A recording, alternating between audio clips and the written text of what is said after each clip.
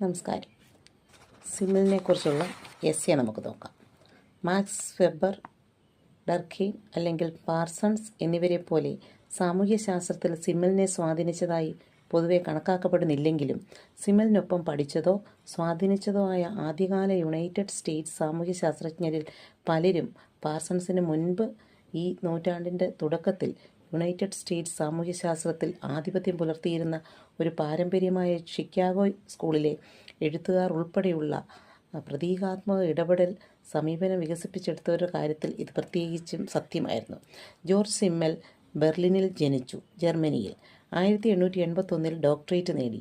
ജൂതവംശജനായ അദ്ദേഹം German academic സമ്പ്രദായത്തിൽ അരികുവൽക്കരിക്കപ്പെട്ടു. 1914 മാത്രമാണ് സിമ്മലിന് ഒരു പതിവ് അക്കാദമിക് നിയമനം ലഭിച്ചത്. ഈ നിയമനം ബെർലിനിൽ നിന്ന് വളരെ അകലെയുള്ള സ്ട്രോസ്ബർഗിലായിരുന്നു.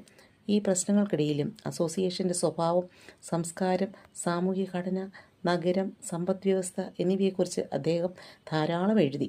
ഡർഖെയിമും വെബറും അദ്ദേഹത്തിൻ്റെ രചനകൾ വായിച്ചു. ഈ നൂറ്റാണ്ടിൻ്റെ തുടക്കത്തിൽ സാമൂഹ്യശാസ്ത്രത്തിനും യൂറോപ്യൻ ബൗദ്ധിക ജീവിതത്തിനും സിമ്മൽ വളരെയധികം സംഭാവനകൾ നൽകി. അദ്ദേഹത്തിൻ്റെ ഏറ്റവും പ്രശസ്തമായ രചനകളിലൊന്ന് the Metropolis and Mental Life എന്നതായിരുന്നു. അത് 1903 എഴുതിയത്. അദ്ദേഹത്തിൻ്റെ ഏറ്റവും അറിയപ്പെടുന്ന പുസ്തകം എന്ന് പറയുന്നത് ദി ഫിലോസഫി ഓഫ് മണി. അത് 1907 എഴുതിയത്.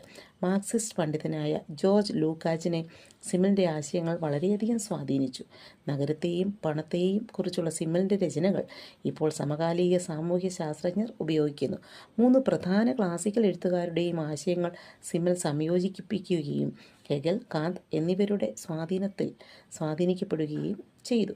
സാമൂഹിക ഘടനകൾ, നഗരം, പണം, ആധുനിക സമൂഹം എന്നിവയെക്കുറിച്ച് സിമ്മൽ ചർച്ച ചെയ്യുമ്പോൾ അദ്ദേഹത്തിൻ്റെ വിശകലനത്തിന് ദർഖെയിം വ്യക്തിയുടെയും സമൂഹത്തിൻ്റെയും പ്രശ്നം, വെബർ യുക്തിവൽക്കരണത്തിൻ്റെ ഫലങ്ങൾ, മാർക്സ് അന്വീകരണം എന്നിവരുടെ വിശകലനങ്ങളുമായി ചില സാമ്യതകളുണ്ട്. സമൂഹത്തെ സ്വതന്ത്ര വ്യക്തികളുടെ ഒരു കൂട്ടായ്മയായി സിമ്മൽ കണക്കാക്കി.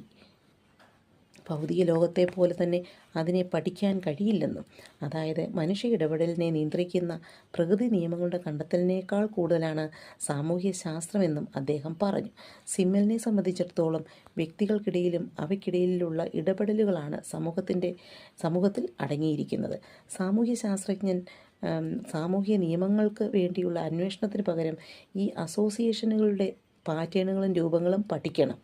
വ്യക്തിപരവും ചെറുതുമായ ഗ്രൂപ്പ് തലത്തിൽ സാമൂഹിക ഇടപെടലിനുള്ള ഈ ഊന്നലും ഈ ഇടപെടലിനെക്കുറിച്ചുള്ള പഠനത്തെ സാമൂഹ്യശാസ്ത്രത്തിൻ്റെ പ്രാഥമിക കടമയായി കാണുന്നതും സിമ്മലിൻ്റെ സമീപനത്തെ ക്ലാസിക്കൽ എഴുത്തുകാരിൽ നിന്ന്